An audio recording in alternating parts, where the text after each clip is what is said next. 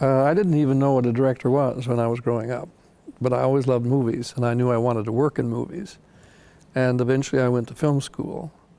And then while I was in film school, I began to see what the different options were in movie making, and it seemed that directing would be the right one for me, but I still didn't know what a director did all that much. I made some documentaries, and that was a one-man show, so then I understood that.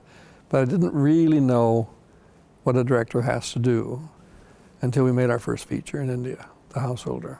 Then it all came home to me rather quickly. When did you first realize that you had a special affection for movies, or a feeling towards movies rather than theatre or books? I think very early on. I mean, when I went to the movies constantly, and our town had a lot of theaters, and I must have, from 8 or 9, I think. Were you encouraged? I was, yes, sure. Well, I remember being taken out of what was considered a violent movie once, and kind of straining around to see what it was that I was being taken out of, which was Gunga Din. But apart from that, no one ever, bothered to say I couldn't see this or mustn't go to that and so forth.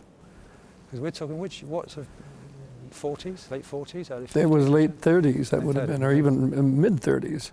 I think the first movie I ever saw was about when I was 5 years old, so that would have been about 1934 or so. That's the first film I ever saw. And no one thought it was strange or No, I can remember my parents discussing it in the car and saying, "What do you think?" And, "Oh, I think he's old enough. All right, let's do it." That kind of thing. I remember that conversation to this day.